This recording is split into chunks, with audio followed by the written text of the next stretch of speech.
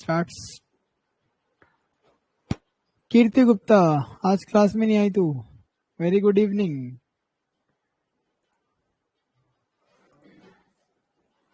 चलो भाई करे स्टार्ट। हाँ भाई, पिछले क्लास में कितने आया भाई? फीवर हो गया था, अब ठीक है पक्का? देख ले केसेस बढ़ रहे, कभी लॉकडाउन करवा दे। क्या नाम है तेरा? नवीद, आरजे नावेद।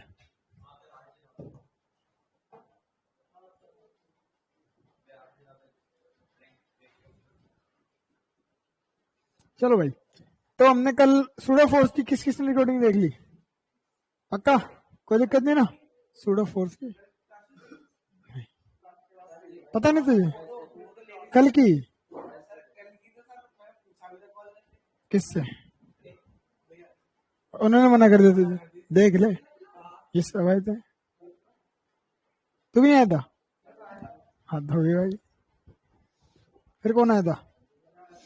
तू आया था अकेला? छुट्टी थी भाई कल। ये तूने किसकी क्लास ली? ठीक है भाई, तो हम क्या पढ़ रहे थे? सूडो फोर्स हमने देखा था, एक बार फिर से देख लेते थोड़ा सा सूडो फोर्स के बारे में।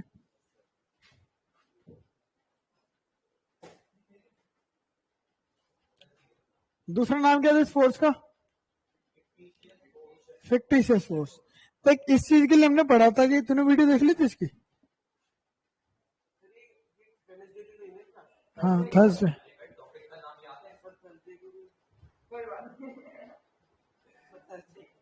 तो रिकॉर्डिंग देखता नहीं देखता?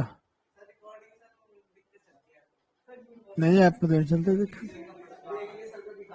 ये सब देखते हैं भाई। चल देख, हमारे पास क्या होता है, एक चीज होती है, इसे हम क्या बोलते हैं? Frame of reference. और ये कितने तरीके के होते हैं? दो। एक को हम क्या बोलते हैं? Inertial frame of reference and non inertial frame of. देख इनर्शियल, देख पहले तो बात फ्रेम ऑफ रेफरेंस क्या है? जिस स्टेट में हमारा ऑब्जेक्ट, मतलब जहां पर हमारा ऑब्जेक्ट रखा होता है, उस प्लेटफॉर्म को हम क्या बोलते हैं? Frame of reference. For like जैसे ये, मैं भी इस टेबल पे खड़ा हूं ना, तो एक टेबल मेरा क्या हो गई? Frame of reference. हम सारे किस में? इस क्लासरूम में। तो क्लासरूम क्या हो गया? हर चीज का हर चीज हमेशा किसी न किसी फ्रेम में होती है। अकेले जैसे हम सब के सब कहां पर है? अर्थ पे। तो अर्थ हमारे क्या हो गई? Frame of reference. ठीक है ना? बात समझ में आ रही है? तो हर बंदा किसी न किसी के फ्रेम ऑफ रेफरेंस में होता है, जिसे हम क्या बोलते हैं? Frame of reference. नहीं भाई, सूडो फोर्स सब केसेस में नहीं लगता। जहां पर नॉन इनर्शियल फ्रेम होता है सिर्फ वहां पर सूडो फोर्स लगता है। ठीक है ना? चलो, तो जो फ्रेम ऑफ रेफरेंस होता है दो तरीके के होते हैं, एक को हम क्या बोलते हैं? इनर्शियल, और एक को क्या बोलते हैं? इनर्शियल फ्रेम ऑफ रेफरेंस का मतलब है सॉरी, एक्सेलरेशन कितना होगा? जीरो। अब एक्सेलरेशन जीरो होने के भी दो मतलब हो सकते हैं, या तो बंदा किस पर हो? रेस्ट पर, और या फिर यूनिफॉर्म मोशन। देख अगर कोई रुका हुआ है तो इसकी वेलोसिटी कितनी है? जीरो। तो एक्सेलरेशन भी कितना होगा? जीरो। और अगर कोई कैसे मोशन में? यूनिफॉर्म, मतलब स्पीड कांस्टेंट है। स्पीड कैसी है? और अगर स्पीड कांस्टेंट तो एक्सेलरेशन कैसा होगा? जीरो। अगर वेलोसिटी कांस्टेंट है तो एक्सेलरेशन जीरो, क्योंकि एक्सेलरेशन की डेफिनेशन क्या है? Rate of change of velocity. Velocity change होगी तब एक्सेलरेशन आएगा, अदरवाइज एक्सेलरेशन नहीं आएगा। तो अगर एक्सेलरेशन जीरो, इस फ्रेम को हम क्या बोलते हैं? इनर्शियल। लेकिन अगर एक्सेलरेशन जीरो नहीं है, the acceleration is non zero, तब हम फ्रेम को इनर्शियल नहीं बोलते, क्या बोलते हैं? Non inertial. ठीक है ना? और जब भी हमारा फ्रेम नॉन इनर्शियल होता है, हम पर एक एक्स्ट्रा फोर्स लगती है। वेन एवर, सूडो ने pseudo,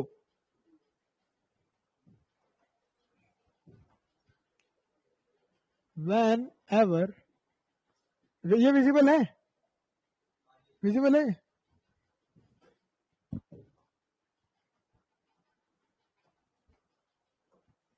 when ever the frame of reference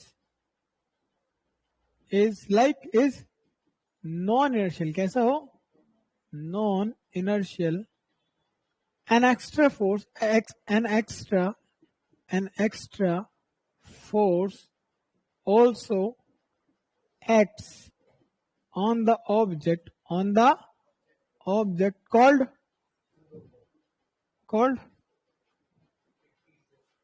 pseudo force, या फिर और नाम क्या इसका, फिक्टिशियस।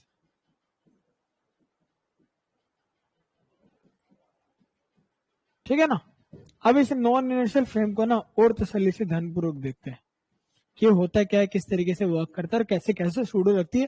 अभी तो पता चला सिर्फ लगती है, दो चीजें और पता करनी है, किधर लगती है और कितनी लगती है, किधर लगती है और कितनी लगती है, मैग्नीट्यूड एंड डायरेक्शन। तो उसके बारे में बात करते हैं। पहले तो मैं सूडो फोर्स को थोड़ा एक्सपीरियंस करवाते हैं। देख, जब लिफ्ट हमारी ऊपर जाती है नीचे जाती है, हम जब भी लिफ्ट में होते हैं, लिफ्ट ऊपर जा रही है तो हमें हमारा वेट थोड़ा ज्यादा फील होता नहीं होता। कब, जब ऊपर जाती है नीचे जाती है, ऊपर, पक्का, कोई दिक्कत है, वेट ज्यादा फील होता ही नहीं होता, पक्का। लेकिन क्या एक्चुअल कभी वेट चेंज होता है? ठीक है ना, हमें ज्यादा फील होगा नहीं होगा, ठीक है ना। जब नीचे आएगी तो कम फील हो जाता है, लेकिन कब एक्चुअली चेंज होगा? ठीक है, एक गाड़ी में हम क्या अपीयर्ड होता है, महसूस होता है, लगता है, ठीक है ना, लेकिन चेंज नहीं होता। अगर तो लिफ्ट को रोक के दोबारा वेट करेगा उतना ही मिलेगा, ठीक है ना। अब देख भाई क्या हुआ, चलती हुई बस है ये रही, और बस के अंदर कौन है, हमें एक ही बंदा बिठाते हैं हम हमेशा, आप तेजस को बिठा देते हैं, ठीक है। बस आगे जा रही है कितनी वेलोसिटी के साथ, और जो कैसी है, कांस्टेंट। अगर ये बस, ये जो भी व्हीकल है, फ्रेम है या नहीं है, फ्रेम के अंदर कौन है, पर्सन, ऑब्जेक्ट, मास, कोई भी हो सकता है, ठीक है ना। तो ये फ्रेम अभी इनर्शियल है, नॉन इनर्शियल? क्यों? क्योंकि वेलोसिटी कैसी है, पक्का ना। अच्छा, अब अगर कोई गाड़ी कांस्टेंट स्पीड से जा रही है, फिजिक्स छोड़ दो, जनरली बात करते हैं, कोई गाड़ी अगर कांस्टेंट स्पीड से जा रही है तो मैं उसमें बिना आराम से हाथ छोड़ के खड़ा हो सकता, नहीं हो सकता, कोई दिक्कत है। कब तक? जब तक वो या तो ब्रेक ना मारे या एक्सेलरेट ना करे। अगर वो ब्रेक मारेगा मैं तब भी गिरूंगा, और एक्सेलरेट करेगा मैं तब भी गिरूंगा। तो अगर वेलोसिटी कांस्टेंट है तो फ्रेम कैसा कहलाता है, इनर्शियल फ्रेम, इनर्शियल फ्रेम कहलाएगा। और इस पर इस टाइम पर कोई भी फोर्स एक्ट नहीं करेगी। अब क्या हुआ, सेकेंड सिनेरियो में अगेन द ऑब्जेक्ट, ये रहा पर्सन, इसके अंदर फ्रेम आगे जा रहा है, कितने एक्सेलेरेशन से, ए एक्सेलेरेशन से, जो कि जीरो नहीं है, नॉन जीरो है। कैसा है, मतलब वेलोसिटी चेंज हो रही है। अब बाइक जो गाड़ी है वो एक्सेलरेट कर रही है। जब गाड़ी एक्सेलरेट करेगी कि हम स्टेबल खड़े रह सकते हैं, पीछे की तरफ जाएंगे आगे जाएंगे, अगर एक्सेलरेट कर रही है तो, पक्का ना। गाड़ी क्या जा रही है, आगे, हम कहा जाएंगे, पीछे। पहले तो बताइए फ्रेम इनर्शियल है नॉन इनर्शियल, क्यों? अच्छा, फ्रेम बताना कौन है, गाड़ी। फ्रेम कौन है, गाड़ी। जहां पर ऑब्जेक्ट रखा हुआ हो या जहां पर जिसके रिस्पेक्ट में ऑब्जेक्ट को देखा जाता हो उसे क्या बोलते हैं, फ्रेम ऑफ रेफरेंस, ठीक है ना। अगर मैं यहां से खड़े होकर किसी चीज को देखता हूं तो मैं क्या हो जाऊंगा, फ्रेम, मैं देख रहा हूं उसे, मैं कौन हूं, ऑब्जर्वर। बेसिकली जहां से ऑब्जर्व किया जाता है, क्या किया जाता है, जिसके रिस्पेक्ट में ऑब्जर्व किया जाता है उसे क्या बोलते हैं, फ्रेम ऑफ रेफरेंस, ठीक है। और जिसे ऑब्जर्व करते हैं उसे बोलते हैं ऑब्जर्वर, ऑब्जेक्ट, क्या बोलते हैं, ऑब्जेक्ट, ठीक है ना। तो this is non inertial frame. अब देख, बिना साइंस के, बिना फिजिक्स के बातें करते हैं, अगर मैं इस बस में जाऊंगा तो मैं किधर की तरफ मूव करूंगा, जल्दी बताओ। न्यूटन ने क्या कहा था, अच्छा कि ये तो पीछे की तरफ गया, इसका मतलब पीछे की तरफ फोर्स लगी नहीं लगी, क्योंकि न्यूटन ने कहा था बिना फोर्स के मोशन पॉसिबल नहीं है। पहले मैं आराम से खड़ा था, जब स्पीड कैसी थी, कांस्टेंट, उसने एकदम से रेस दबाई, मैं कहा जाऊंगा, क्या मेरे पे कोई फोर्स लगी, नहीं, मुझे तो दिख नहीं रही पर लगी है, तभी तो कहां गया, पीछे गया। तो पीछे फोर्स लगी, अभी मुझे पता चलिए इस फोर्स का कारण कौन है, नॉन इनर्शियल फ्रेम। तो मैंने इस फोर्स को क्या नाम दे दिया, सूडो, सूडो फोर्स की 3 स्पेलिंग लिखवा दी तुमने मेरे से,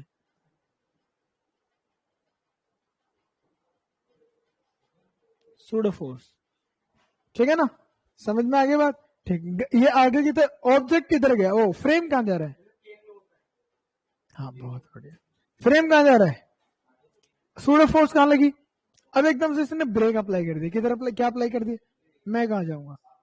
गाड़ी का एक्सेलरेशन किस तरफ हुआ? गाड़ी आगे जा रही थी, ब्रेक लगाए, रिटार्डेशन हुआ, एक्सेलरेशन हुआ। तो गाड़ी का एक्सेलरेशन की डायरेक्शन फॉरवर्ड है बैकवर्ड है? अगर ब्रेक लगाएगा तो बैकवर्ड है, तभी तो रुकेगा। तो गाड़ी का एक्सेलरेशन आया पीछे की तरफ, तो गाड़ी इनर्शियल फ्रेम हुई या नॉन इनर्शियल? हम कहां जाएंगे?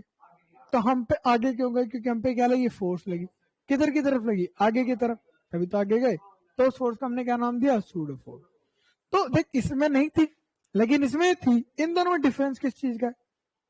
कि भाई वो कांस्टेंट वेलोसिटी, यहाँ पर एक्सेलरेशन जीरो है और यहाँ जीरो, या ये इनर्शियल फ्रेम है और ये, तो ये सूडो फोर्स हमेशा कैसे फ्रेम में आएगी?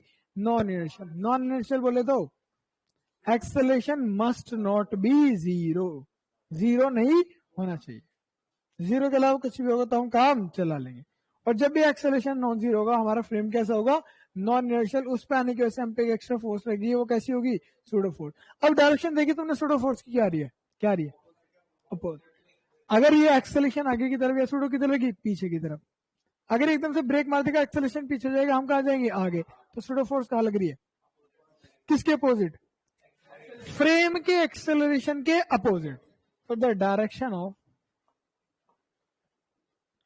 द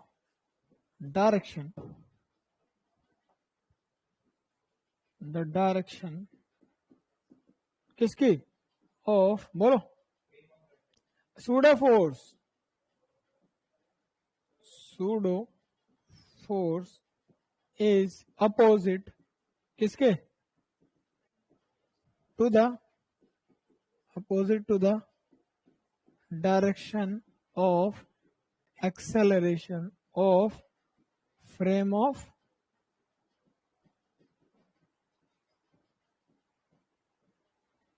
समझ में आ गई बात? कोई दिक्कत है? अब बचा क्या इसका? मैग्नीट्यूड। फोर्स का मैग्नीट्यूड मास इंटू एक्सेलरेशन। जी कहां से आई है? मास इंटू, ये मास किसका है? ऑब्जेक्ट का, जिस पर फोर्स एक्ट कर रही है। लेकिन एक्सेलरेशन किसका है? नॉन इनर्शियल फ्रेम का। किसका एक्सेलरेशन है? Non inertial. और अगर वो एक्सेलरेट ना करे तो फोर्स कितनी हो जाएगी? जीरो। तो this is the pseudo force. समझ में आ गई? तो हमने देख लिया लगेगी, कब लगेगी? Frame should be non inertial, non uniform. हाँ, जीरो नहीं होगा। Frame should be non inertial. किधर लगेगी? नॉन इनर्शियल के मोशन के अपोजिट, नहीं, एक्सेलरेशन के अपोजिट। फ्रेम के एक्सेलरेशन के अपोजिट कितने लगेगी? मास जिस पर लग रही है उसका, और एक्सेलरेशन फ्रेम का। ठीक है ना? इसके बेसिस पर हम दो आगे वाले सवाल भी देखेंगे, इन्हें भी देखो। ये हमारी क्या है? लिफ्ट। हाँ, परेशान कर, छेड़ रहा है तुझे, मोलेस्टेशन का केस लगा दे।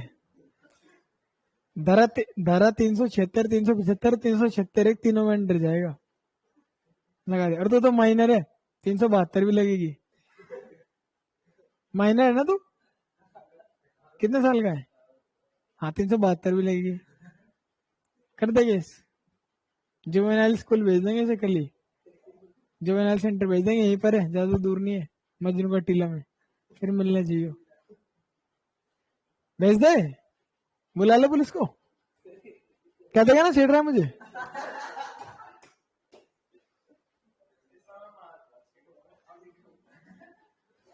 मारे जा तो तेरे पे लगेंगे, बहुत सारे केस लगेंगे, बताऊं क्या? तेरे पापा बचाएंगे, उन पे भी लगेंगे। आपराधिक गतिविधियों को शरण देना भी एक आपराधिक केस है, 511 लगेगी, ध्यान रखियो।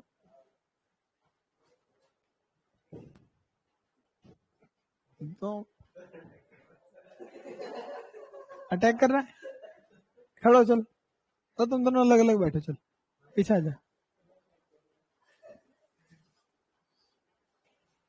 यहाँ तू क्यों आया? उठ के उसे आना था, छेड़ हो रहा था तुझे, तू आ रहा है उठ के।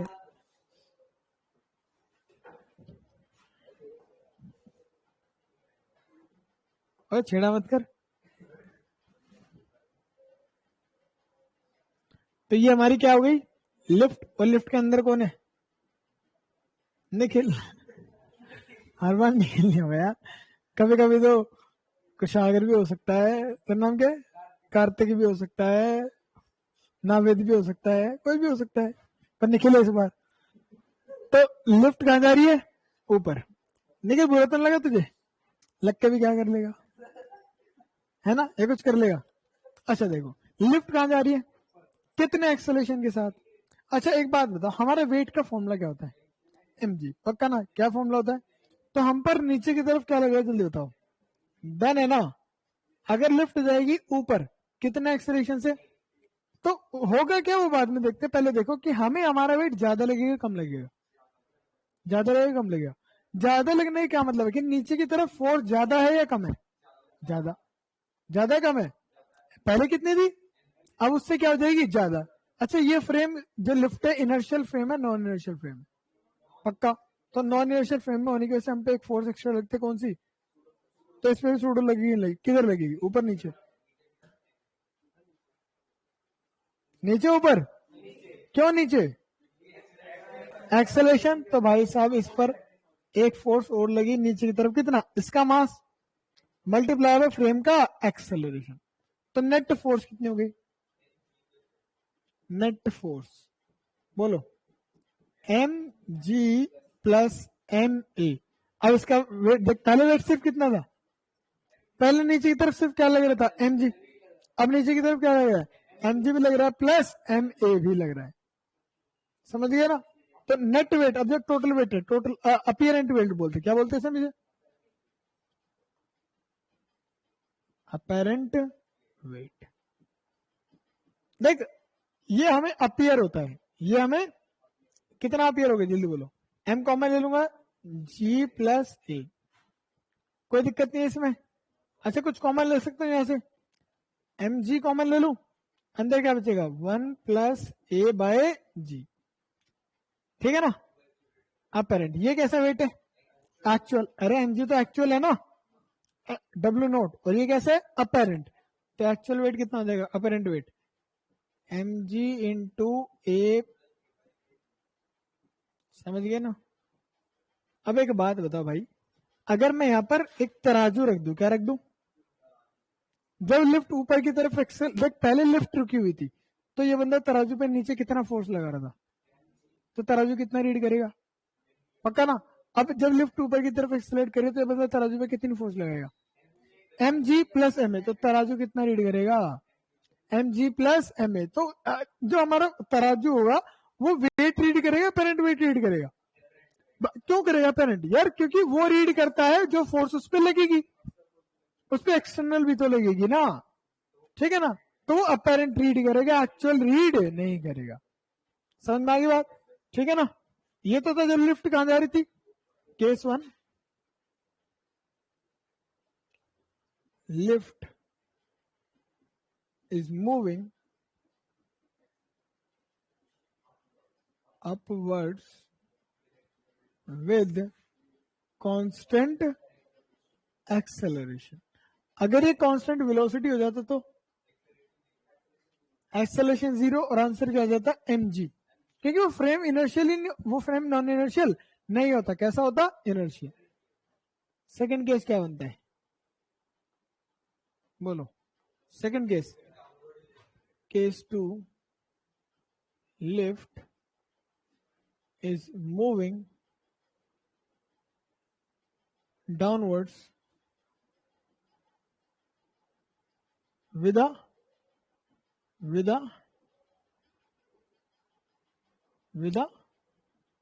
constant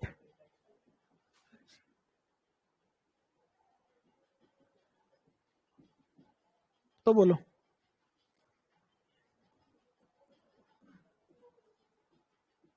ये फ्रेम इनर्शियल है नॉन इनर्शियल,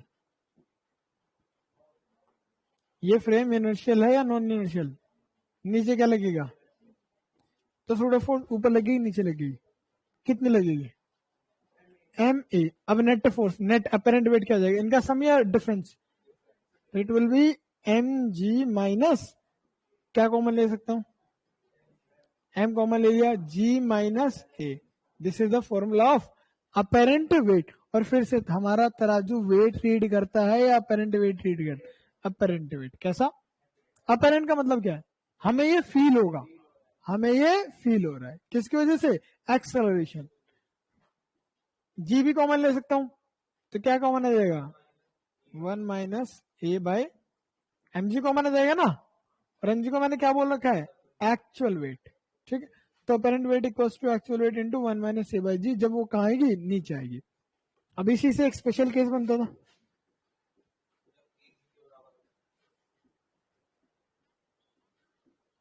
हमारा आ गया W dash is equals to W not into 1 minus A by somehow A किसके बराबर हो गया, डाउनवर्ड वाले केस में, कि भाई साहब लिफ्ट ऊपर से आ रही थी, किसी कारणवश उसकी रस्सी कट गई, तब क्या होगा, फ्री फॉल।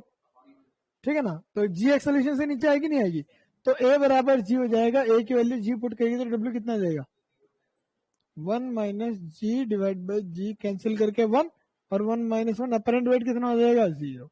इस सिचुएशन को क्या बोलते हैं, वेट लेसनेस। ये कब होता है, जब हमारा क्या होता है, फ्री फॉल। तो जब भी एक ऑब्जेक्ट फ्री फॉल के अंदर होता है तो उसे अपना वेट महसूस, वेट होता है उसका, लेकिन उसे फील। अब एक बात बता, तू तराजू लेके, मतलब तराजू लिया, तराजू बैठा प्लेन से कूद गया, और तो एक्सपेक्ट कर रहा है कि तराजू रीडिंग देगा तुझे, तो भाई तुम मूर्ख है, तराजू अपना वेट नहीं पता चलो उसे, तेरा तुझे पता चलेगा, कुछ रीड करेगा वो। रीड करने के लिए किस चीज का होना जरूरी है, नॉर्मल रिएक्शन का, मैंने उस दिन बताया था। और हवा में कोई नॉर्मल रिएक्शन, उसके लिए क्या होना चाहिए, कॉन्टेक्ट। ठीक है ना, पक्का, बहुत बढ़िया।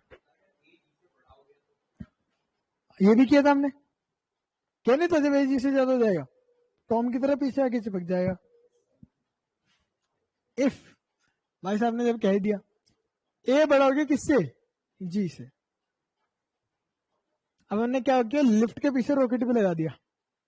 अब नीचे लिफ्ट आ रही है, फ्री फॉल नहीं आ रही, बहुत तेजी से नीचे आ रही है, नीचे आ रही है बहुत तेजी से।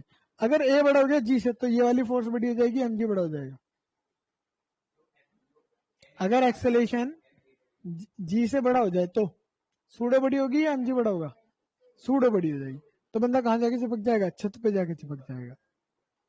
समझ में आ गया। और तुमने नोटिस भी किया होगा, जब गाड़ी बहुत तेज से एक्सेलेरेट करते हैं हम एकदम पीछे चिपक जाते हैं, इसमें तो होगा, जब वो एकदम से नीचे जाएगा तो बंदा कहाँ चिपक जाएगा, ऊपर। लेकिन उसके लिए एक्सेलरेशन किससे ज्यादा होना चाहिए, जी से। लेकिन तब कौन ज्यादा हो जाएगा, सूडो। तो इन दोनों में से कौन बड़ा हो जाएगा, एम ए। और न्यूटन ने कहा था जो फोर्स बड़ी, मोशन उसी की तरफ होगा। पहले कौन बड़ी थी, तो नीचे आ रखा था, और जब ग्राउंड पे आ गया था तो नॉर्मल रिएक्शन ने उसे बैलेंस कर लिया था। क्लियर हो गया। इसी में दो स्पेशल केस और भी थे टेंशन वाले, उन्हें भी देख लेते हैं। ये हमारी लिफ्ट। अच्छा, लिफ्ट को ऊपर कौन खींचता है बताना, पक्का ना, डन है ना। ये लिफ्ट है, इसका मास कितना है, किससे बनी हुई है, जो एक पुली से भी पास होती है, किससे पास होती है, ऐसे। और दूसरी तरफ रस्सी लगी होती है जो किससे कनेक्टेड होती है, मोटर, किससे, इस तरीके का पूरा एक सिस्टम होता है। समझ रहे हो, अरे समझ रहे हो ना। बस सबमर्सिबल होता हुआ देखा तुम लोगों ने, ठीक है ना। एक मोटर होती है जो क्या करती है, देख पहले जब हमें लिफ्ट को ऊपर खींचना होता है, कहाँ खींचना होता है, तो ये मोटर रस्सी को वाउंड करती है, लपेटती है, क्या करती है, लपेटती है। फिर जब नीचे लाना हो तो उसे छोड़ेगी। अब एकदम से नहीं छोड़ती, आराम आराम से छोड़ती है। एकदम से छोड़ देगी तो क्या हो जाएगा, पहले नीचे, पहले नीचे फिर ऊपर। नीचे आने में टाइम ज्यादा लगेगा, ऊपर जाने में ज्यादा नहीं लगेगा। ठीक है, अब देख लिफ्ट का वेट कितना है, तो जब लिफ्ट को हम ऊपर खींचेंगे, किधर खींचेंगे, लिफ्ट में टेंशन इसमें रस्सी में टेंशन आएगी नहीं आएगी, अरे टेंशन अच्छा कब जाता है, जब ऊपर खींचेंगे जब नीचे जाएगी, टेंशन कब ज्यादा आएगी, जब ऊपर खींचेंगे लिफ्ट को या जब नीचे छोड़ेंगे। अब एक बक्सा रखा, उसे ऊपर खींचना है तो ज्यादा फोर्स लगानी पड़ेगी, और छोड़ना है तो छोड़ दे ले भाई, मैं तो कुछ भी नहीं कर रहा, अपने आप नीचे पहुंच जाएगी, पर गिरने से पहले रोक लियो। ठीक है ना। तो जब ऊपर मुझे किधर पहुंचाना है, लिफ्ट को ऊपर मूव कराना है, कितने एक्सेलेरेशन के साथ, ए। लिफ्ट को रोक कौन रहा है ऊपर जाने से, ये किसका मास है, अभी इसे उसकी तरह मत देखना सूडो फोर्स की तरह, वहां उसका कोई रोल नहीं है यहाँ पर, सिंपली तो न्यूटन का सेकंड लॉ है। नीचे की तरफ फोर्स कितनी लग रही है, एम जी। बंदा किधर जा रहा है, इसमें क्या आएगी, टेंशन। पक्का, अगर देख इस पर कितनी फोर्स लग रही है, दो, एक एम जी और दूसरी कहां जा रहा है ये, तो कौन बड़ा होगा, तो नेट फोर्स कितनी होगी जल्दी बताओ, नेट फोर्स बोलो, टी माइनस, और नेट फोर्स का फॉर्मूला मास इंटू, तो इस वाले केस में टेंशन कितनी आ जाएगी, एम कॉमन ले लिया, जी प्लस, ये किसका मास है, लिफ्ट का, तो इतनी टेंशन उसमें चाहिए जब उसे किधर खींच रही है, ऊपर, कितना एक्सेलेरेशन से, ए एक्सेलेरेशन। और अगर मुझे एक्सेलेरेशन से नहीं खींचना है, मुझे कांस्टेंट वेलोसिटी से खींचना है, तो एमजी चाहिए होगी, ए जीरो हो जाएगा ना। सेकंड वाला केस, अगर लिफ्ट कहां रही है, नीचे, लिफ्ट कहां आएगी, तो कौन बड़ा हो जाएगा, एमजे बड़ा हो जाएगा, टी बड़ा हो जाएगा। लिफ्ट को नीचे लाना तो ऊपर ज्यादा फोर्स ला के लिफ्ट को कैसे नीचे लेके आ पाओगे, तो उस वाले केस में नेट फोर्स कहां जाएगी, एमजी बड़ा हो जाएगा, तो net force will be MG minus net force बराबर मास इनटू, तो यहाँ से टी क्या जाएगा, एम कॉमन आ जाएगा, जी माइनस ए, यस और नो। अगेन एम किसका मास है, लिफ्ट का, ए किसका एक्सेलेरेशन है, लिफ्ट का। ये वाला कौन से केस में है, टेंशन व्हेन लिफ्ट कहां जा रही है, इज मूविंग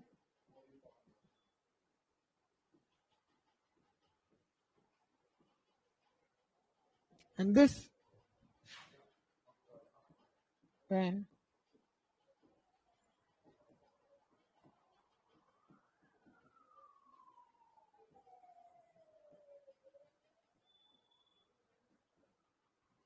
समझ गए, अरे इधर भी क्लियर है, 4 बच्चे ऑनलाइन बैठे हुए हैं, हाँ भाई बच्चों समझ गए, कीर्ति झा जी, अमोरा सिंह, अरे समझे, बताओ क्लियर हुआ नहीं हुआ, धीरे धीरे क्लियर हो जाएगा, कोई बात नहीं, काफी टॉपिक बीच में से भी हमारे, तो दोनों केस क्लियर हो गए, सिमिलर से है या नहीं है ना। लेकिन ये वाला बिल्कुल सेकंड लॉ ऑफ मोशन था, न्यूटन था, इसमें कोई भी सूडो फोर्स का कंसेप्ट, लेकिन फॉर्मूला काफी हद तक सेम था, इस वजह से एक साथ करा दिया। आगे चले, यहाँ तक समझ गए, और भी देखिए सूडो फोर्स के बहुत सारे काम हमने देखने हैं, और बहुत सारे हमने देखे भी थे, कितना एक्सेलरेशन से हम इंक्लाइन वेज को भगाए कि लिफ्ट का ऑब्जेक्ट का किस पे रहे, रेस्ट पे रहे, और भी बहुत सारे केसेस देखे थे, आज फिर देखते हैं। हाँ बिल्कुल, प्रैक्टिकली लिफ्ट की एक्सेलरेशन चेंज होती रहती है, पहले तो स्पीड अप होती है, फिर जब पहुंचने वाला होता है तो स्पीड डाउन भी होती है, रुक भी जाती है, तो उसमें पूरे पाथ में पहले एक्सेलरेट होता है, फिर डी एक्सेलरेट होता है, वरना एक्सेलरेट होता रहेगा तो रुकेगा कैसे, कहाँ पहुंच जाएगा, जहां लिफ्ट खत्म होगी वहां से बाहर निकल जाएगा, फिर ऊपर जाएगा, फिर होना वही है, फ्री फॉल, टपाक, मतलब ऐसे ऐसे, ओए बस ज्यादा नहीं बोलेगा तो। अच्छा एक क्वेश्चन बड़ा ना अच्छा मेरे दिमाग में आ रहा है, पूछूं, करा जाए, बहुत अच्छा, मतलब इतना इंटरेस्टिंग कभी कभी आता है।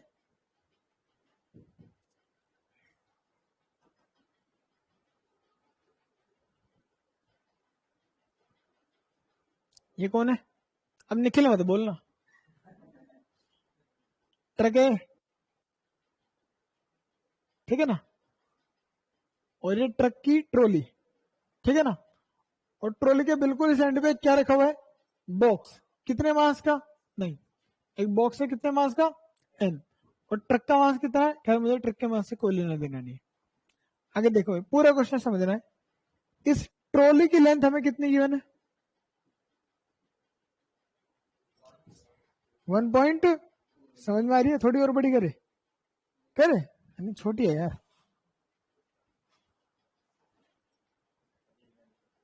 अब ठीक है, कितने ट्रॉली की लेंथ कितनी है, और बिल्कुल कॉर्नर पर उधर की तरफ 4 मीटर डिस्टेंस पर इधर की साइड से कौन रखा हुआ है, एक ऑब्जेक्ट, एक बॉक्स रखा हुआ, सपोज कितने मास का, 1 kg मास का।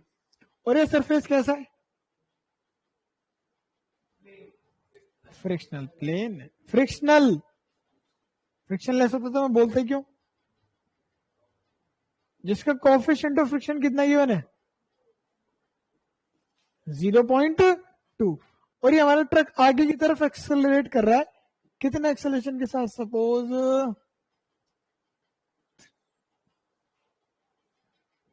2 मीटर पर सेकेंड। क्वेश्चन समझ में आया? सिनेरियो हो गया है, एक ट्रक है, ठीक है, ट्रक की जो ट्रॉली है उसकी लेंथ कितनी है? 4 मीटर। उस पर कौन रखा हुआ? एक ऑब्जेक्ट कितने मास का? एक सरफेस पे, जो कैसा है? फ्रिक्शनल, जिसका कोफिशिएंट ऑफ फ्रिक्शन कितना है? 0.2। और ट्रक क्या कर रहा है? एक्सेलरेट, कितने एक्सेलरेशन से? तो अगर ये ऊपर की तरफ, ये आगे की तरफ एक्सेलरेट करेगा तो ट्रक हमारा इनर्शियल फ्रेम है, नॉन इनर्शियल। तो ये जो बॉक्स है कैसे फ्रेम में? तो इस पे क्या लगेगी? किधर की तरफ? किस तरफ? गिरेगा नहीं गिरेगा? पक्का? ठीक है। इसे गिरने के लिए कितना डिस्टेंस ट्रेवल करना पड़ेगा? 4 मीटर। हमें बताना जब ये गिरेगा तो ट्रक ने कितना डिस्टेंस ट्रेवल किया होगा। समझ में आई बात? Find the distance travelled by the truck when the box will fall of its trolley. इसे कितना करना है? तो इसे कितना करना पड़ेगा? जल्दी निकालो। दोनों में क्या चीज कॉमन है? टाइम। जितने टाइम में गिरेगा उतने टाइम में ये आगे चले जाएगा।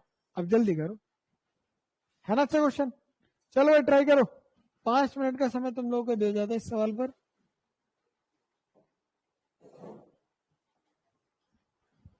टाइम निकाल सकते हो तो डिस्टेंस पता ही नहीं, पता कितना डिस्टेंस ट्रेवल करना है। इनिशियल स्पीड 0, अगर एक्सेलरेशन निकाल लो, क्या टाइम निकाल सकते? एस बराबर UT plus half ET square. हाँ बिल्कुल 10 लेना है। चलो, अगर एक्सेलरेशन आ गया ना, काम हो जाएगा।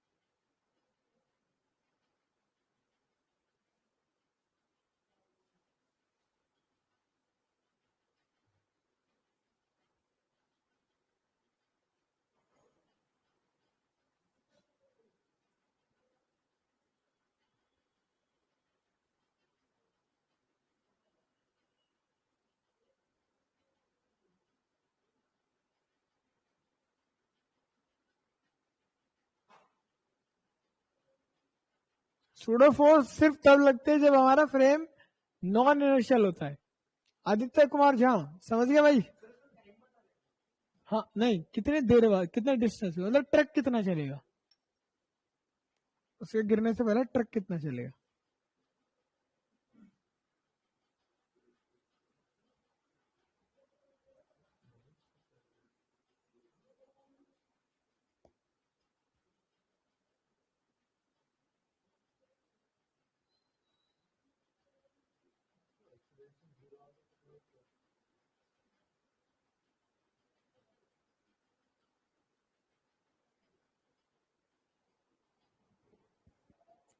ओ भाई साहब, इसके लिए तुम 4 मीटर पर सेकंड करो। सही कह रहा है।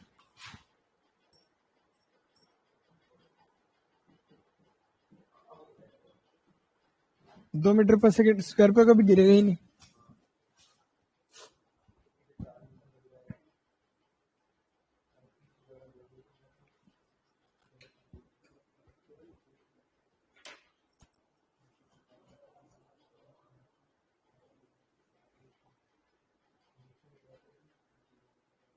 The question is this, we have a truck जिसका trolley 5 meter length 4 meter length की है, और ट्रॉली का फ्रिक्शन सरफेस जो है 0.2, कोफिशिएंट ऑफ फ्रिक्शन 0.2 है। उस पर एक बॉक्स रखा हुआ है 1 kg का, और हमारा ये ट्रक 4 मीटर पर सेकंड स्क्वायर से फॉरवर्ड मूव कर रहा है। तो मैं बताना, जब देख ट्रक पे इसके जो ब्लॉक है जो पीछे रखा हुआ है, इस पे बॉक्स पे सूडो लगेगी नहीं लगेगी? आगे पीछे?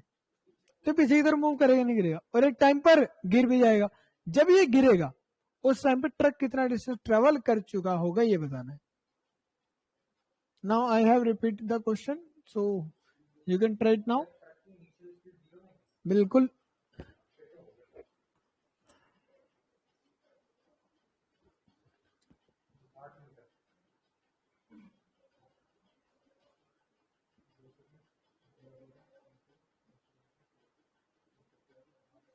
जब भी बात डिस्टेंस डिस्प्लेसमेंट की होती है तो हमारे दिमाग में क्या आना चाहिए? थ्री इक्वेशन ऑफ मोशन, क्योंकि बिना उनके तो डिस्टेंस निकाल ही नहीं सकते ना, तो उनसे ही होगा। It is a combination question of two concept.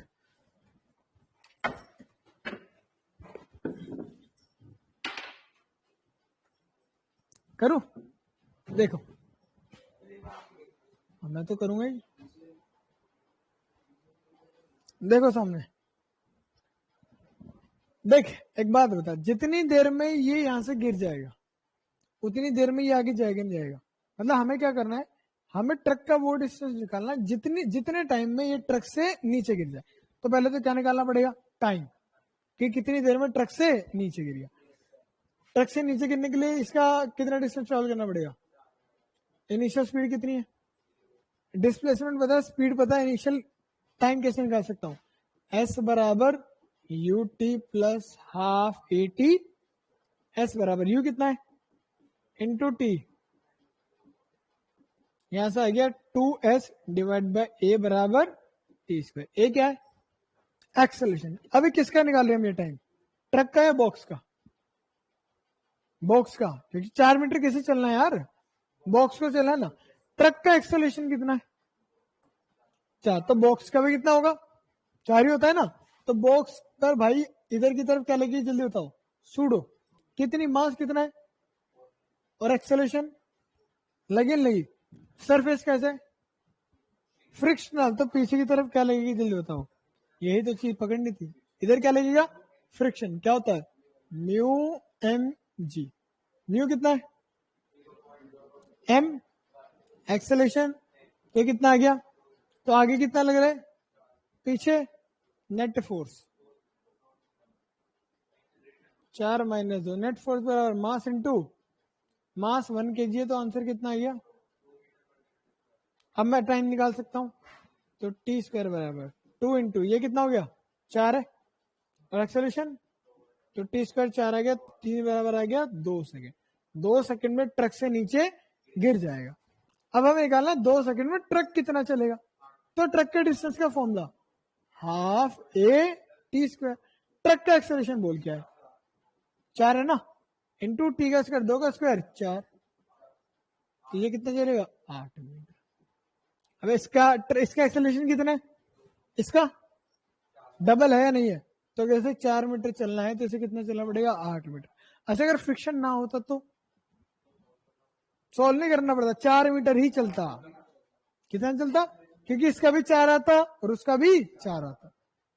तो अगर ये 1 मीटर चलता, ये भी कितना चलता? 1। इसे गिरने के लिए कितना मीटर जाना है? तो ये भी कितना जाता? क्योंकि तब दोनों का एक्सेलरेशन सेम होता। समझ गए? हाँ भाई, इधर समझ आया कुछ? आसान था ये, आसान था। अच्छा क्वेश्चन था या नहीं था? पक्का? चले आगे, चले। अब ना स्टार्ट करते हैं नए टॉपिक के बारे में, जिसे हम क्या बोलते हैं?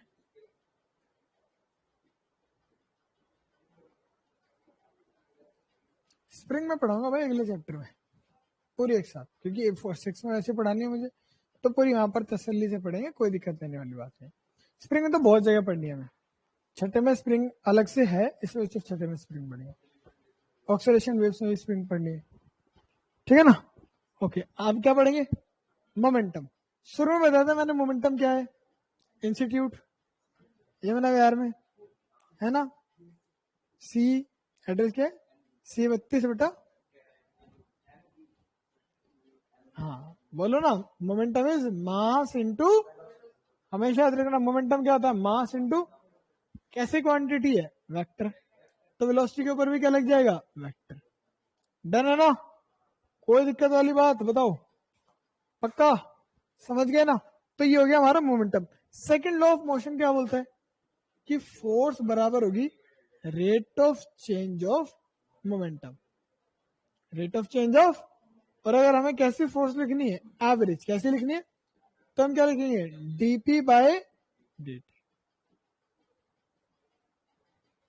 ठीक है, बिना मोमेंटम के चेंज हुए, बिना मोमेंटम के फोर्स एग्जिस्ट नहीं कर सकते। बात समझ में आ रही है? मैं बॉल को फेंक के मारता हूँ दीवार पे, तो क्या होगा, मोमेंटम चेंज होगा नहीं होगा? कैसे होगा, पहले आगे जा रही थी तो मोमेंटम था mv, टकरा के किधर आई, पीछे।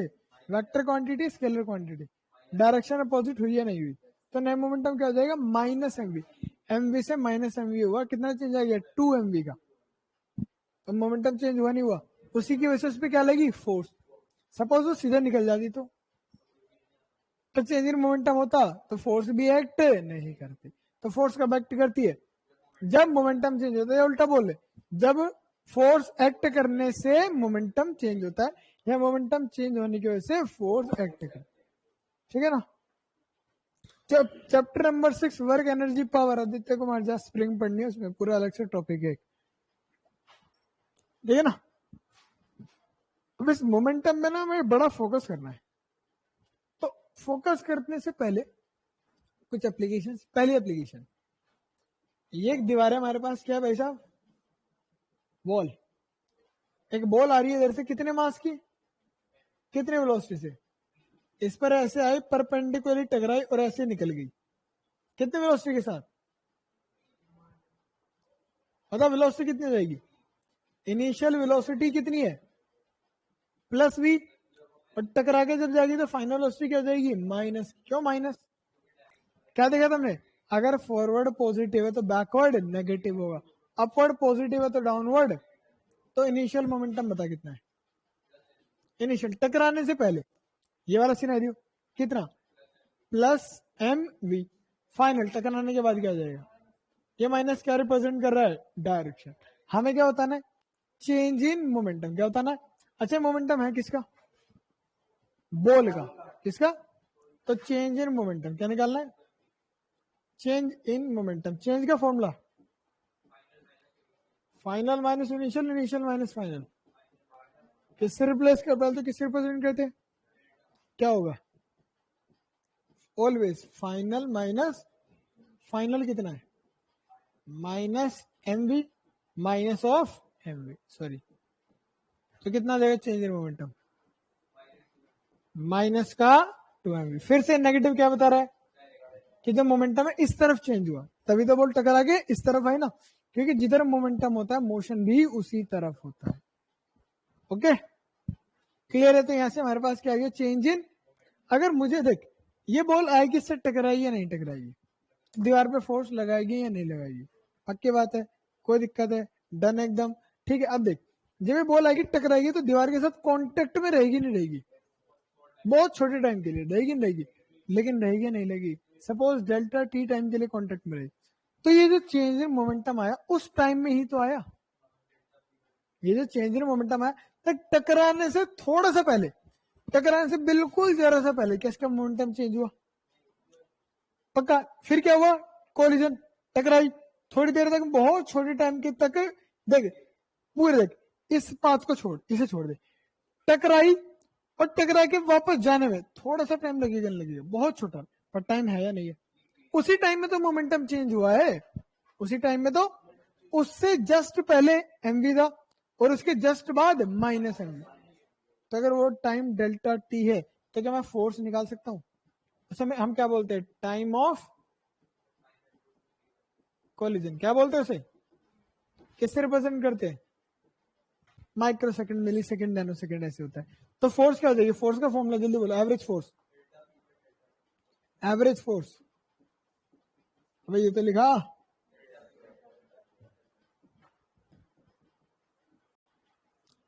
Delta P divide by delta T. अच्छा किसका चेंज इन मोमेंटम आया, तो फोर्स भी किसकी आएगी, बॉल की आएगी, तो कितना देगा, माइनस का 2mv।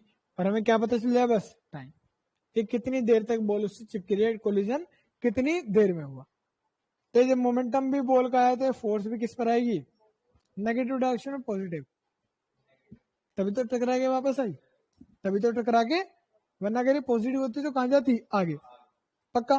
तो इसका मतलब ये फोर्स इस पर लगी, किसने लगाई, दीवार ने। किसने लगाई, तो दीवार ने बॉल को एक एक्शन दिया।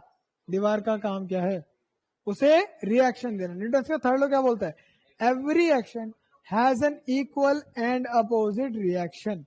बात समझ में आ रही है। तो अगर ये फोर्स किस पे लगी, बॉल पे, किसने लगाई, दीवार ने, तो बॉल का भी क्या काम है, सेम अमाउंट ऑफ फोर्स किस पे लगाना, दीवार पे, लेकिन अपोजिट डायरेक्शन में। तो what will be the amount of force on the wall. तो अगर ये -2 mv/t है तो वो क्या हो जाएगी, +2 mv/। yes or no, why, because every action has an equal and opposite। Equal होगा और अपोजिट होगा। इस पे फोर्स किधर लगी, बॉल पे, इस तरफ, तो नेगेटिव लिया। वॉल पे, दीवार पे किधर लगी, आगे की तरफ, तो कैसे लेंगे, पॉजिटिव लगेगी बिल्कुल, because it is equal and opposite. पक्का। अब बॉल, दीवार पे फोर्स लगी या नहीं लगी, इसका मतलब दीवार का मोमेंटम भी चेंज हुआ या नहीं हुआ। पक्का। अच्छा, इन दोनों फोर्स का सम कितना है या नहीं है, क्यों, अपोजिट है, इक्वल है और अपोजिट है। अच्छा, तो ये मोमेंट, अच्छा देख, हमें पता है बिना मोमेंटम चेंज फोर्स एक्ट नहीं कर सकते, लेकिन दीवार पे फोर्स लगी या नहीं लगी, इसका मतलब दीवार का भी क्या हुआ, मोमेंटम चेंज। क्या दीवार पे सेम फोर्स लगी, मैं सेम फोर्स लगी या नहीं लगी, मैग्नीट्यूड में, तो इसका मतलब दीवार का मोमेंटम भी सेम ही चेंज हुआ। तो what is the change in momentum of the wall. Ball का कितना था, -2 mv, वॉल का कितना देगा, प्लस का, कर सकता है तू, change in momentum of the ball divide by time. अच्छा, टाइम तो दोनों के लिए सेम है, क्यों, जितनी देर तक बॉल दीवार के साथ कांटेक्ट में रही उतनी देर तक दीवार बॉल के साथ भी कांटेक्ट में। समझ गया ना, not circular motion, Newton law, work energy power bro. समझ गया ना, क्लियर हो गया, पक्का, देख ले।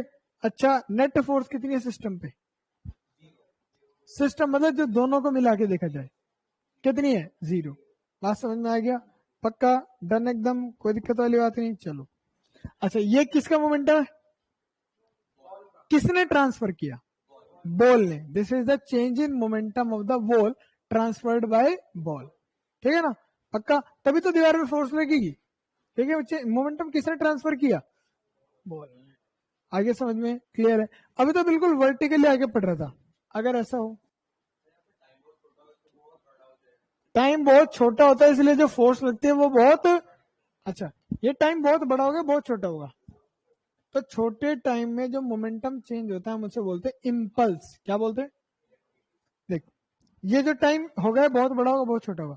एक तो ऐसा होगा कि गाड़ी आई और ठुकी और बहुत देर लगा ठुकने में, और बहुत, मतलब ठुकने में देर कैसे लगी, मतलब ठुकी हुई और चिपकती जा रही है, टाइम लग रहा है 15 10 5 6 सेकंड हो चुके हैं, इतना टाइम लग गया सबको सेटल होने में। एक आया, बोला दीवार पे टकरा के बाउंस कर गई, कितनी देर लगेगी, पता भी नहीं चलेगी, कॉन्टेक्ट हुआ है भी या वो टाइम छोटा है, बहुत बड़ा है। तो उस छोटे टाइम में जो चेंज इन मोमेंटम होता है उसे क्या बोलते हैं, इम्पल्स। क्या बोलते हैं, अभी लिख देंगे उसे भी। तो दीवार है, इस बार ना बॉल इस तरीके से आ रही है, कितने मास की बॉल है, कितने वेलोसिटी से आ रही है, आई कहां टकराई, यहाँ पर, और टकरा के कैसे जाएगी बताना, इसी तरफ जाएगी या नीचे की तरफ आएगी, पक्का ना, इस तरफ आई, और हमने कहा कोलिजन है इलास्टिक, कैसा, अभी पढ़ेंगे इसे भी। इलास्टिक कोलिजन का मतलब होता है एनर्जी में कोई लॉस नहीं होगा। अगर आते हुए वेलोसिटी कितनी थी, अगर आते हुए स्पीड कितनी थी, v, तो जाते हुए भी कितनी होगी, पक्का, कोई दिक्कत नहीं, हाँ बिल्कुल हो जाती है, क्या बात कर रहा है, एनर्जी का लॉस भी तो होता है। अगर ये एंगल कितना था तो ये भी कितना होगा, 60 का है, सेम होगा नहीं होगा, पक्का, जितने एंगल से आएगी उतने एंगल से जाएगी। ठीक है ना। अच्छा, एक काम करते, ये वाला एंगल नहीं लेते यार, थोड़ा सा अपने लिए एडवांटेज लेके चलते हैं, ये वाला एंगल लेते हैं। ये एंगल बॉल, ये एंगल हॉरिजॉन्टल के साथ है दीवार के साथ, ये हमारी कौन है, ठीक है ना। हमें क्या निकालना है, एक ही काम है इन टास्क में हमारा, क्या, change in momentum. Change in momentum बोले तो delta p is equal to final momentum minus initial. तो उसके लिए हमें दो मोमेंटम निकालने, एक टकराने से पहले और एक टकराने के बाद, ठीक है ना। अब नेगेटिव नहीं ले सकते क्योंकि डायरेक्शन अपोजिट नहीं हुई, ठीक है ना। चेंज हुई है लेकिन अपोजिट नहीं हुई। चल भाई, आते हुए कुछ इस तरीके से था या नहीं था? पक्का ये एक डायमेंशन में था, दो डायमेंशन में था। इसके एक कंपोनेंट है, दो कंपोनेंट है, एक हॉरिजॉन्टल भी होगा और एक वर्टिकल भी होगा। नहीं होगा? पूरा देखते फिर से तसल्ली पूर्वक, देख ध्यान से। पहले बोल कैसे आ रही थी, जल्दी बताओ। यस और नो? कितने मास की बॉल थी, कितनी वेलोसिटी थी? तो इसके मोमेंटम का वो क्या था, मैग्नीट्यूड m इंटू वी। कितना एंगल बना रही है? ये एंगल कितना है? तो अगर ये एंगल थीटा है तो बताना ये एंगल भी थीटा होगा या नहीं होगा। समझ में आया तो बोलना भाई साहब, होगा या नहीं होगा? अगर ये थीटा है तो ये थीटा होगा या नहीं होगा? पक्का अपोजिट एंगल। तो इसका एक कंपोनेंट तो नीचे की तरफ आ जाएगा, क्या जल्दी बोलो? एम वी कॉस थीटा, जिधर थीटा उधर कॉस थीटा, और उसके परपेंडिकुलर एम वी। इसके लिए डायरेक्शन क्या लिखेंगे? आई कैप, और इसके लिए डायरेक्शन माइनस जे कैप। देख भाई ना भाई, एक्स एक्सिस के लिए हम लिखते हैं आई कैप, क्या लिखते हैं? डायरेक्शन को, ये वेक्टर क्वांटिटी डायरेक्शन रिप्रेजेंट करना पड़ेगा। वाई के लिए लिखते हैं जे, और जेड के लिए के। पॉजिटिव एक्स है तो पॉजिटिव आई, नेगेटिव एक्स होगी तो नेगेटिव आई, पॉजिटिव वाई होगी तो प्लस जे, नेगेटिव आई हुई तो माइनस जे, पॉजिटिव जेड होगा तो प्लस के, और नेगेटिव जेड होगा तो नेगेटिव के। तो इसमें क्या लिखा देखो, इस तरीके से आ रहा है ना। तो एक कंपोनेंट किधर होगा, नीचे की तरफ, और एक आगे की तरफ, ठीक है ना। तो इनिशियल मोमेंटम को मैं क्या लिख सकता हूँ वेक्टर फॉर्म में, जल्दी बताओ। एम वी साइन थीटा, कौन सी डायरेक्शन? आई कैप, माइनस आगे चल जाएगा, माइनस एम वी। अब चुप चुप, इक्वेशन नंबर 1 ये आया हमारा इनिशियल। अब कौन सा निकालेंगे? टकराने के बाद बॉल कैसे गई, जल्दी बताओ। इस तरीके से कितना मोमेंटम है, जल्दी बताओ। एम वी, मैग्नीट्यूड तो सेम है ना, चेंज क्या हुई है? डायरेक्शन। अच्छा ये एंगल कितना, जल्दी बोलो। तो इसका एक कंपोनेंट इधर जाएगा, कितना? M V cos theta, direction minus J, और एक इधर की तरफ या ऊपर की तरफ, आगे की तरफ, फॉरवर्ड बैकवर्ड, बैकवर्ड है ना, कितना? M we sine theta, direction बोल। आई माइनस आई, ये है ना प्लस आई, तो ये वाला क्या हो जाएगा? तो इसे क्या लिख सकता हूँ फाइनल मोमेंटम को, जल्दी बोलो। Minus M we sine theta I cap, और minus M V cos theta J cap. यहां तक सबको क्लियर है या नहीं है बताओ। अब हमें क्या करना है, निकालना क्या था हमें? चेंज इन मोमेंटम, मतलब फाइनल माइनस इनिशियल। पक्का? तो क्या कर दूं, ये कर दूं। अच्छा इनिशियल को नीचे लिख दे, क्या जाएगा जल्दी बोल। Minus M we sine theta यहां पर, और यहां पर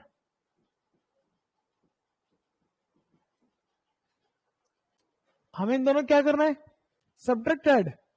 तो यहां पर क्या हो जाएगा, यहां पर कैसे साइन आएगा, और यहां पर भी। अरे किए नहीं गया तुमने 9th क्लास में, क्या क्या कैंसिल हो रहा है बताओ जल्दी।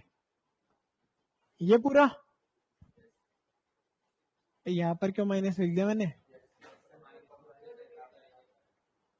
यहां पर साइन कैसा आ जाएगा, पहले पॉजिटिव तो कैसा आ जाएगा।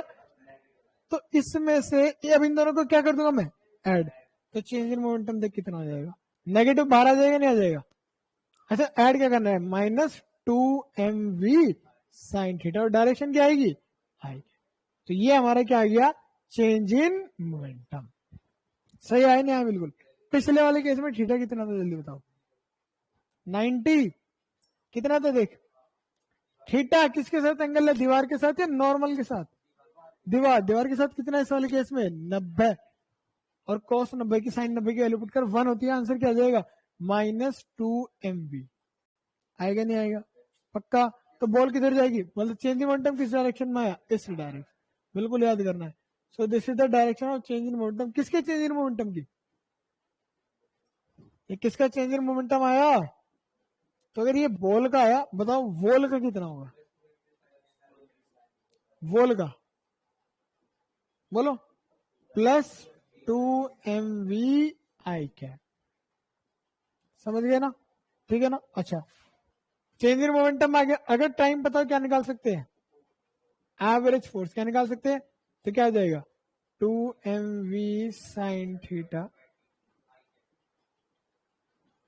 ये मैग्नीट्यूड लिखा है मैंने, बस क्या लिखा है, समझे या नहीं समझे, पक्का। तो what is the direction of change in momentum, हमेशा कहां से निकलेगी, उन दोनों के बाय सेक्टर से, कहां से निकलेगी, अगर ऐसा होता,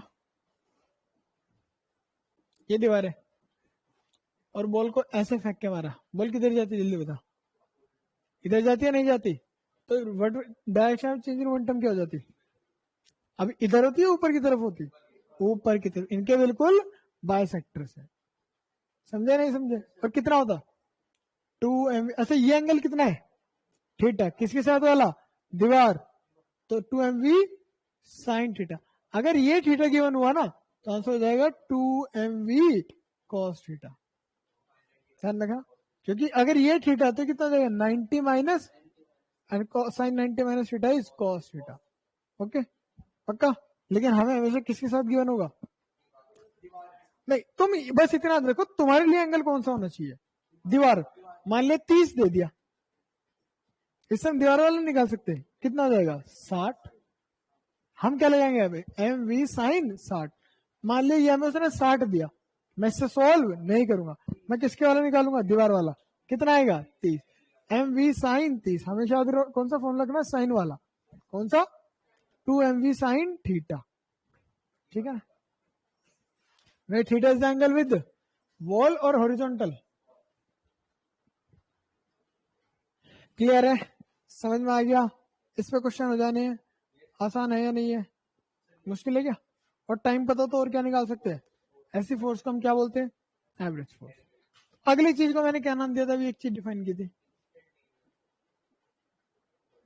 इम्पल्स, क्या नाम दिया, बताओ क्या बोला था इम्पल्स को, बोलो, the change in momentum, it is the, इसके यूनिट की डेफिनेशन कराई थी नहीं कराई थी, वो यूनिट एंड डायमेंशन में इम्पल्स कराया था नहीं कराया था, it is the change in momentum for very small time, बहुत छोटे टाइम में, बहुत छोटे टाइम में जो चेंज इन मोमेंटम आता है उसे क्या बोलते हैं, impulse, also known as instantaneous change, क्या बोलते हैं,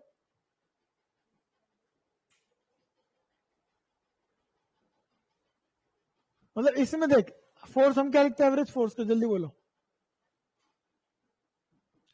delta P divide by delta, बस इसमें क्या होता है, ये जो डेल्टा टी है ना, ये बड़ा नहीं होता, ये क्या होता है, स्मॉल या वेरी स्मॉल, बोलो, वेरी वेरी स्मॉल, और मैंने तुम्हें एक बार पहले भी कहा था, जब इतना स्मॉल होता है हम क्या कहते हैं, टेंड्स टू जीरो, कि जीरो तो नहीं है लेकिन जीरो के बहुत पास है, 0.0000001, मैं से जीरो लिख सकता हूँ क्या, नहीं, लेकिन टेंड्स टू जीरो लिख सकता हूँ, जीरो नहीं लेकिन जीरो को अप्रोच कर रहा है, क्या कर रहा है, अगर डिनोमिनेटर इतनी भी, अगर किसी के डिनोमिनेटर में इतनी छोटी चीज है तो वो वैल्यू बहुत बड़ी आएगी बहुत छोटी आएगी, बहुत, किसी के डिनोमिनेटर में अगर बहुत स्मॉल होगा तो वैल्यू बहुत बड़ी आएगी बहुत छोटी आएगी, आएगी नहीं आएगी, तो इम्पल्स की वजह से जो फोर्स जनरेट होती है वो बहुत,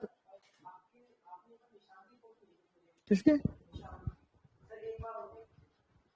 मैं नहीं फोटो भाई, कब की फोटो थी, अब कहाँ, मैं तो कल परसों, तो मैं उसी दिन डिलीट कर दी होगी, अंशुल भाई को भाई भेजी थी मैंने, उनसे ले लो, हाँ तो हम कहा थे, तो हाँ तो चेंज इन टाइम बहुत कम होगा नहीं होगा, जिसके डिनोमिनेटर में बहुत छोटी चीज होती है बहुत बड़ा होता है, प्रूफ करूं, करूं, अरे 4/1 तो 4 हो गया, और 4/0.1 40 हो जाएगा, 0.01 400, 0.001 4000। जितना छोटा होगा उतना वैल्यू बड़ी होगी। तो इम्पल्स की वजह से जो फोर्स जनरेट होती है वो बहुत बड़ी होती है। And impulse generates very high magnitude of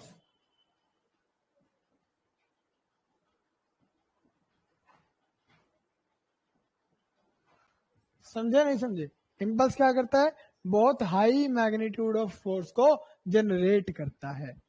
जैसे एक एग्जांपल लेता हूँ, आराम से ला थप्पड़ और घुमा के ऐसे किसी को मार दे, पॉइंट ऑफ कॉन्टेक्ट का कितना बड़ा फर्क पड़ता है। जैसे ये रहा, चश्मादार लिए भाई ने मेरा ऐसे लाया, एक हमारा लाइब्रेरी होता था ऐसे, कुछ फर्क हो पड़ा इसे? नहीं, वो तेज भी लेके आऊंगा तो तब भी कुछ नहीं, अगर डर मत, नहीं मारूंगा। कॉन्टेक्ट कितनी देर तक है, इसलिए जो फोर्स लगी वो ज्यादा, और मैं ऐसे लाऊं, अब देख हुआ नहीं हुआ सर, क्योंकि वहां पर पॉइंट ऑफ कॉन्टेक्ट जो टाइम लगा वो बहुत कम था, इसलिए उसने फोर्स ज्यादा जनरेट करी। भले चेंज इन मोमेंटम बराबर हो रहा है, भले ही चेंज इन मोमेंटम, मतलब समझ रहे हो इस बात का कि एक चीज, एक छोटी सी चीज बहुत बड़ा नुकसान भी पहुंचा सकती है और बहुत छोटा भी। वो डिपेंड करता है कितनी देर तक हमारे साथ कांटेक्ट में रही है। ठीक है ना? जैसे देख, हाँ वो भी है। देख जैसे क्या हो, ट्रेन आ रही है और अब तू ट्रेन के आगे पता नहीं क्यों खड़ा, मेरी समझ में नहीं आ रहा। अब दो सिनेरियो हो सकते हैं, या तो तू आए ट्रेन से टकराए उड़ जाए, इसमें फोर्स ज्यादा लगी, क्यों? टाइम ऑफ कॉन्टैक्ट बहुत कम है। दूसरा केस, तो ट्रेन से चिपक गया, अब तेरे चांस है बचने के, तू ट्रेन से क्या हुआ, चिपक गया, अब तेरे चांस है बचने, क्यों? क्योंकि पॉइंट ऑफ कॉन्टैक्ट और जो टाइम है बहुत बड़ा हो गया, उसकी वजह से जो फोर्स लगेगी वो बहुत स्मॉल हो जाएगी। बात समझ में आ रही है?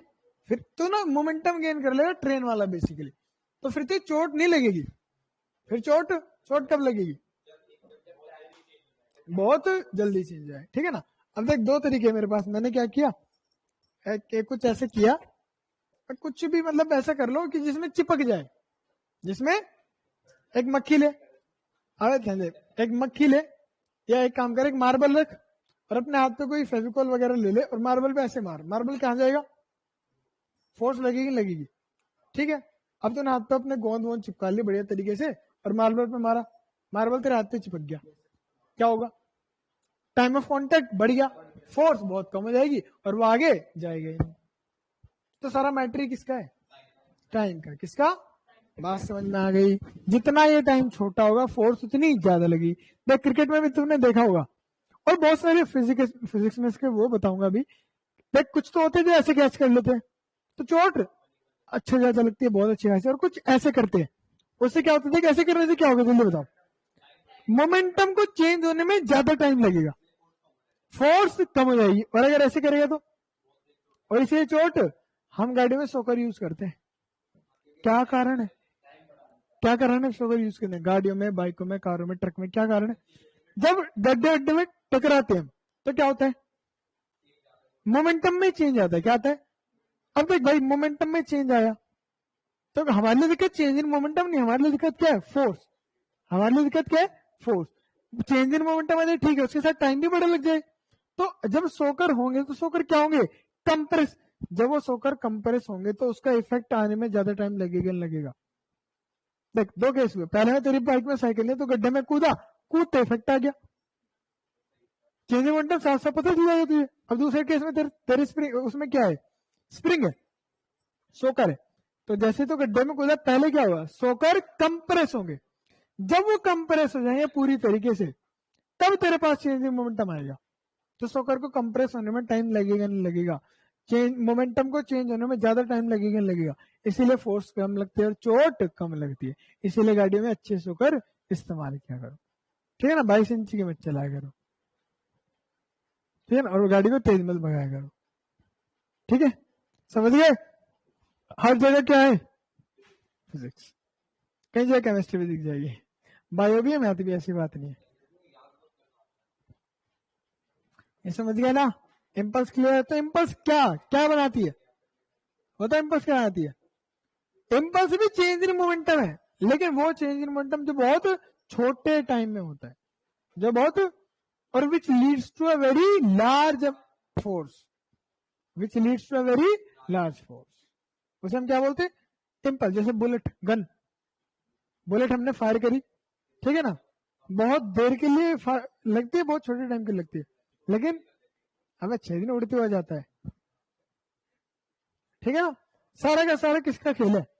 तो किसी के पंच मार, और पंच मारते हाथ उठा ले तो फोर्स ज्यादा लगेगी, और पंच मारते रहा उसके ऐसे उसके साथ लग जा, पता ही नहीं चलेगा उसे कि लगी भी या नहीं लगी, चलेगा कुछ पता नहीं चलेगा ना। करके देख लिया आज, अपने भाई बहन पे ट्राई कर लिया आज। क्या तुझे फिजिक्स दिखाता हूँ, पहले तूने फिजिक्स दिखाया, फिर अंकल तुझे फिजिक्स दिखाएंगे। उनका तो सिर्फ मोमेंटम चेंज होगा, तेरा बहुत कुछ चेंज होगा। हाँ तो हाँ, हमें क्लास के स्टार्टिंग में लिख देना चाहिए, never try this at home, ठीक है भाई, घर पे ट्राई नहीं करने का।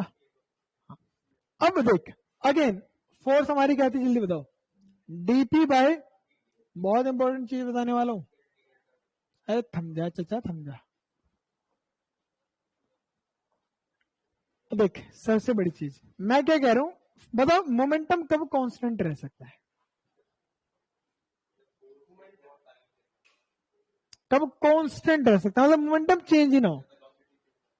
मोमेंटम चेंज किसकी वजह से हो रहा है? फोर्स। अरे मोमेंटम चेंज किसकी वजह से होता है? फोर्स की वजह से। देख क्या था ना, चेंज इन मोमेंटम फोर्स देती है, या फोर्स चेंज इन मोमेंटम देता है, बात बिल्कुल सेम है। तो अगर मोमेंटम हमारा क्या हो जाए, तो फोर्स बताओ कितनी हो जाएगी? 0। क्यों? दो तरीके, एक तो चेंज इन मोमेंटम कितना, 0, और दूसरा अगर कांस्टेंट का डिफरेंशिएशन क्या होता है? 0 तो होता है, ठीक है ना। तो अगर मोमेंटम कांस्टेंट है तो फोर्स कितनी होगी? 0। इसे उल्टा पढ़ कि if force is 0 then momentum is constant. और अगर तुम्हें याद हो तो ये कैसी फोर्स थी बताना? एक्सटर्नल। कैसी फोर्स थी? एक्सटर्नल थी, और एक्सटर्नल साथ के साथ ये नेट एक्सटर्नल थी। कैसी थी? कैसी फोर्स थी? Net external force. मतलब अगर किसी ऑब्जेक्ट में 50-60 फोर्स लग रही है, कैसी लग रही है? 50-60, और उन सबको मिला के आंसर सम कितना आ रहा है? 0। कितना आ रहा है? तो उसका मोमेंटम क्या रहेगा? सेम रहेगा। लेकिन अगर 50-60 फोर्स लगने के बावजूद भी एक फोर्स बच गई, कैंसिल नहीं हुई, एक भी बच गई, तो मोमेंटम 0, मोमेंटम कांस्टेंट नहीं रहे। तो if the net force, if, देख एक स्टेटमेंट लिख रहा हूं बहुत बढ़िया है, ऐसे स्टेटमेंट है जिसमें हमारी बहुत तगड़ी फिजिक्स बेस्ड है। If net force on an object, on A object, object की जगह और क्या हो सकता है? सिस्टम भी हो सकता है। क्या हो सकता है? इज 0, कितनी हो? Then the momentum of that object, या फिर सिस्टम इज कांस्टेंट। हम बोलना पसंद नहीं करते, क्या बोलते हैं? कंजर्व्ड बोलते हैं। क्या बोलते हैं? कंजर्वेशन का क्या मतलब होता है? यही है कि चेंज, द 3 चीजें, यूनिफॉर्म, कांस्टेंट और कंजर्वेशन, मतलब बिल्कुल सेम है। यूनिफॉर्म मतलब हर जगह बराबर है, यूनिफॉर्म का मतलब हर जगह बराबर है, सेम का मतलब कांस्टेंट है, और कंजर्वेशन का मतलब चेंज नहीं होगा। तीनों का मतलब बिल्कुल बराबर होता है, लेकिन टर्म हम अलग अलग जगह यूज करते हैं। तो मोमेंटम कंजर्वेशन, टॉपिक का नाम मोमेंटम कंजर्वेशन। तो बताओ कब कंजर्व रहता है मोमेंटम? जब नेट फोर्स, नहीं भाई साहब, नेट फोर्स कितनी हो? 0। किस पर? अगर मेरे पे नेट फोर्स 0 है तो मेरा मोमेंटम क्या रहेगा? कांस्टेंट। अगर सिस्टम पे 0 है तो सिस्टम, जिस पे फोर्स 0 उसका मोमेंटम कंजर्व। मेरे पे 0 तो मेरा, और सिस्टम पे 0 है तो मान ले 1 2 3 4 आपस में एक दूसरे पे फोर्स लगा रहे हैं, इस पे भी कुछ फोर्स है, इस पे भी, इस पे भी, इस पे भी, लेकिन चारों का मिला के 0 है, तो मोमेंटम इसका कंजर्व होगा, इंडिविजुअल का कंजर्व होगा, चारों का मिला के कंजर्व होगा। बात समझ में आ गई? चारों के मोमेंटम पे कोई फर्क, मतलब अभी कुछ किसी भी तरीके से लड़ ले, अगर इनके सिस्टम पे नेट फोर्स 0 है तो इनका मोमेंटम कभी भी चेंज नहीं होगा। इनका नहीं, मतलब इंडिविजुअल चेंज हो सकता है लेकिन सिस्टम का चेंज, नेट चेंज, क्योंकि फोर्स इंडिविजुअल पे 0 है, नेट पे 0 है। हाँ, अगर इस पे भी नेट फोर्स 0 है तो इसका भी चेंज नहीं होगा, इस पे नेट फोर्स 0 तो इसका भी चेंज। जनरली एक ऑब्जेक्ट पे नेट फोर्स 0 नहीं होती, नेट फोर्स 0 किस पे होती है? सिस्टम पे। किस पे होती है? जैसे अब मैं तुम्हें दिखाता हूं मोमेंटम कहां कहां 0 होता है, कंजर्व होता है। एप्लीकेशन क्या दिखाता हूं, कहां कहां पर मोमेंटम क्या होता है? कंजर्व होता है। अभी पहली एप्लीकेशन हमने देखी थी, क्या कंडीशन बताना मोमेंटम कंजर्वेशन की? ना गधे, क्या कंडीशन है?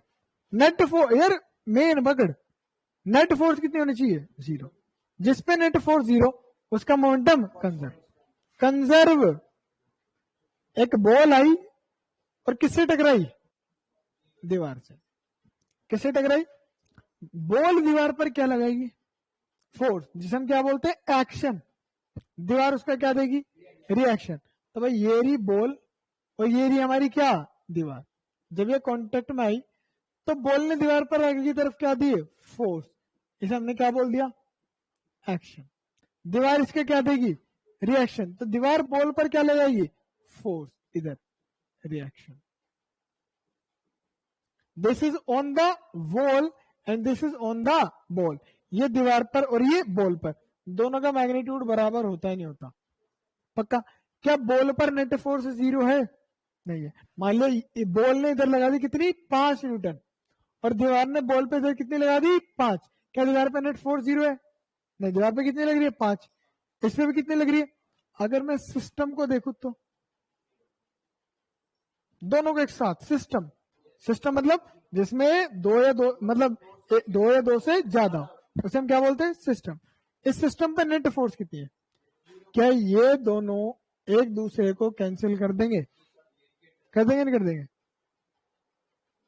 नहीं करेंगे। क्यों? क्या इस पे नेट फोर्स, इस पे फोर्स कितनी लगी? 5। इस पे भी कितनी लगी? तो जब मैं बॉल को दीवार पे फेंक के मारूंगा तो बॉल दीवार पे फोर्स लगेगी नहीं लगेगी? बताओ। और उतनी अमाउंट ऑफ फोर्स कौन लगाएगी? दीवार। किस पे? बॉल पे। तो ये फोर्स लगाई किसने? बॉल ने दीवार पे, इधर की तरफ। अरे आगे की तरफ पुश करेगी ना, और दीवार बॉल को पीछे की तरफ। कितने न्यूटन फोर्सेस सेम से? एक्शन रिएक्शन बराबर होते हैं और अपोजिट होते हैं। अगर दो इस पे नेट फोर्स 0 है क्या? नहीं, 5 लग रही है इस पे, और खाली दीवार पे 5। लेकिन अगर मैं दोनों को देखूं तो कितनी है? 2 फोर्स है। एक बंदा मुझे इधर 4 से खींच रहा है, एक 5 से खींच रहा है। किधर जाऊंगा? कहीं, बस कहीं नहीं जाऊंगा। दोनों 5 से खींच रहे हो, 5 5, कहीं जाऊंगा? तो वैसे इसके साथ हो रहा है, इधर 5 इधर 5। नेट कितना? तो नेट फोर्स कितनी होगी जल्दी बताओ? 0। और अगर नेट फोर्स 0 है तो क्या कंजर्व रहेगा? तो अच्छा, नेट फोर्स किस पे 0? बॉल पे, सिस्टम पे। तो मोमेंटम भी किसका कंजर्व होगा? बॉल का कंजर्व नहीं होगा, दीवार का कंजर्व। इनका आपस में चेंज हो सकता है, हो, लेकिन अल्टीमेटली दोनों के चेंज। इसका मतलब the momentum of the system before collision is equal to momentum of the system after collision. कोई फर्क पड़ेगा? जितना मोमेंटम कोलिजन से पहले था किसका? सिस्टम का। किसका? उतना ही मोमेंटम सिस्टम का कोलिजन के बाद भी होगा। तो ये हमें क्या बताता है? Conservation of momentum. तो इससे एक लाइन पता चले, मैं जल्दी बोलो स्टेटमेंट सेकंड बोलो। मोमेंटम बिफोर, मोमेंटम, हाँ लीनियरी बोल रहे भाई। मोमेंटम किसका? इस वाले केस में एफ नेट किस पे 0? जल्दी बताना। इंडिविजुअल पे 0 है क्या? तो मोमेंटम भी किसका रहेगा? सो momentum of the system is क्या रहेगा? क्या? नहीं यार, कांस्टेंट नहीं बोलेंगे, क्या बोलेंगे? कंजर्व। मतलब कुछ भी करेंगे, किधर भी भागे, मोमेंटम पे कोई फर्क, एक कोलोड हो या कुछ भी हो, कोलिजन करे, एक फटे टूटे मरे नाचे, हमें उससे फर्क नहीं पड़ता, मोमेंटम चेंज।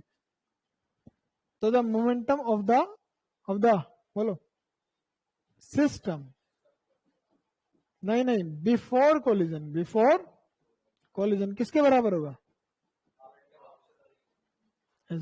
मोमेंटम, फिर से पूरा बोला करो, किसका? ऑफ द सिस्टम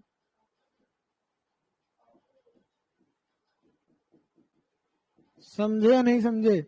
अब मोमेंटम में एक सिस्टम में एक है, दोनों है, तो दोनों के मोमेंटम का सम जो कोलिजन से पहले होगा वही दोनों के मोमेंटम का सम कोलिजन के बाद भी होगा।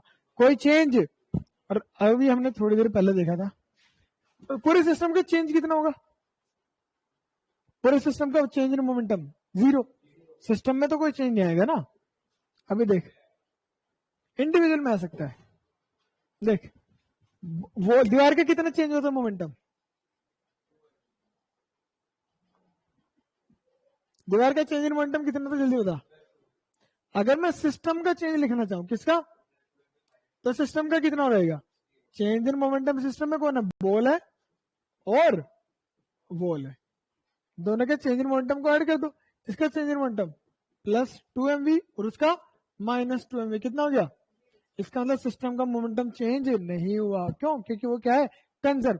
कंजर्वेशन के कारण तुम देख सकते हो फोर्स, जितनी बॉल दीवार पे लगाएगी उतनी दीवार बॉल पे लगेगी, अपोजिट डायरेक्शन, नेट फोर्स कितनी रहेगी? जीरो। बात समझ में आ गई? क्लियर है भाई इधर भी? ठीक है ना? तो अगली क्लास में हमें यहीं से स्टार्ट करना, कोलिजन से। कहां से? समझ गए? तो कोलिजन में क्या सेम रहता है? मोमेंटम कंजर्व रहता है, जो कोलिजन से पहले होता है वही कोलिजन के बाद होता है। समझ गए? अरे तुम भी समझ गए क्या?